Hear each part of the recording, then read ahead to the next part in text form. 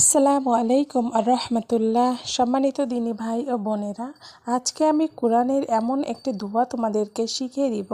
এই দোয়াটি যদি তোমরা মন খারাপের সময় পাঠ করো বা যদি দেখো যে তোমার সময়টা খুব খারাপ যাচ্ছে, তোমার দিনগুলো ভালো যাচ্ছে না, খুবই দুশ্চিন্তার মধ্যে রয়েছে, খুবই সমস্যার মধ্যে রয়েছে, তখন যদি আল্লাহ পাকের এই ছোট্ট একটা দোয়াটি পাঠ করো, 3 বার পাঠ করো, ইনশাআল্লাহ আল্লাহ পাক তোমার উপর রহমত নাজিল করবেন এবং তোমার মনটা ভালো হয়ে যাবে, তোমার সময়টা ভালো কাটবে ইনশাআল্লাহ।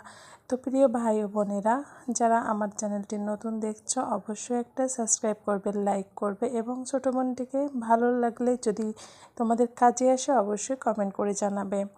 সম্মানিত দিনী ভাই ও বোনেরা, আমাদের অনেক সময় কিন্তু মনটা খুবই খারাপ থাকে, আমাদের মনে হয় যে আমাদের দিনটাই একটু ভালো যাচ্ছে না, আমার শুধু বিপদ লেগেই আছে। তখন শুধু আল্লাহ পাকের উপর বিশ্বাস রেখে এই ছোট্ট দোয়াটি তোমরা পাঠ করবে। দোয়াটি কি, চলো আগে জেনে নেই। দোয়াটি হচ্ছে আল্লাহুম্মা ইন্নি আউযু বিকা মিন সাআতিস সুই। আমি আবারও বলছি, আল্লাহুম্মা ইন্নি আউযু বিকা মিন সাআতিস সুই।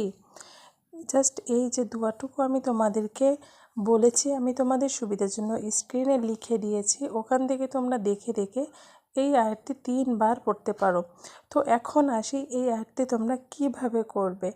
যখনই দেখবে তোমার মন ভালো নেই, তোমার দিনটা ভালো যাচ্ছে না, তোমার শুধু দুশ্চিন্তা, তোমার বিপদ আপদ শুধু লেগেই আছে, তখন তুমি সুন্দরভাবে অজু করে প্রথমে একটা সুন্দর পবিত্র জায়গায় বসে এই দোয়াটি 3 বার পাঠ করবে। তো এর আগে একটা দুরূদ শরীফ তুমি পড়ে নিবে। দুরূদ শরীফ পড়ে এই দোয়াটি 3 বার পড়ে আল্লাহ পাকের দরবারে যদি তুমি হাত তুলে তোমার কষ্টের কথা বলতে পারো, ইনশাআল্লাহ আল্লাহ পাক তোমার সকল মনের কথা শুনে তোমার ডাকে সাড়া দিবেন এবং ইনশাআল্লাহ তোমার দোয়াটিকে আল্লাহর দরবারে কবুল হবে।